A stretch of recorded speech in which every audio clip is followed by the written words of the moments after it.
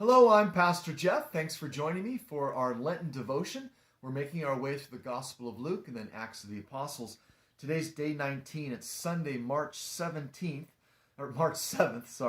and we're in Luke 21, chapter 21. Well, this is a chapter in Luke's Gospel that is what we call apocalyptic. Apocalyptic means a revealing. It's a genre of literature. It's a way of talking about the very real struggles between good and evil.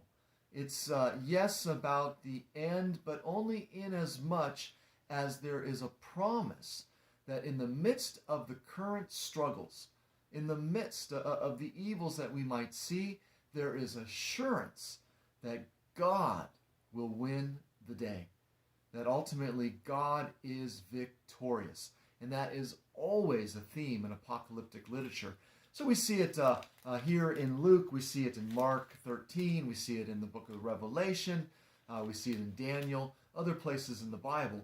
And the key theme of apocalyptic literature, once again, is it takes seriously the existence of evil, those things that seem to be going against God and God's kingdom, but always with the assurance that evil does not win the day. So here there's this question, and it starts off with this wonderful story about the widow and her offering, right? And he talks about the fact that this widow has put in more than anybody else because she's given everything that she has, right? She's given her all. And I think here, in some ways, the widow stands as a model for those of us who are living through the current age. And the current age is always contemporary. It's always now.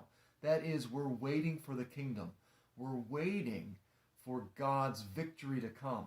And so in a real sense, we're always living within the apocalyptic. When has there not been wars and rumors of wars? When has there not been famines and earthquakes? These things have always been. So we're always living in this time that we're waiting. So how are we going to live? How are we going to present ourselves in these times? I think the widow is a model for that. She gives of herself. And she gives of herself completely and with hope, knowing that God will provide. This is really beautiful. It's reminiscent of the manna in the wilderness. Every day, every new morning, God provided what the people needed. It's reminiscent of the Lord's Prayer, give us this day our daily bread. And it's reminiscent of what Martin Luther had to say when he was asked, what would you do if you knew that the world would end tomorrow? His answer, very famous, I would plant a tree. Why do you plant a tree? But you plant a tree in expectation, in hopeful expectation of seeing it grow and produce. And so that's how we live in these times, with hopeful expectation, giving of ourselves, trusting that God will give us what we need.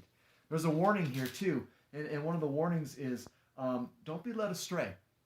A lot of people are going to come and say, I'm him, I'm him. Don't be led astray, but simply live into the hope that we have, that God will provide, that the final word belongs to Jesus.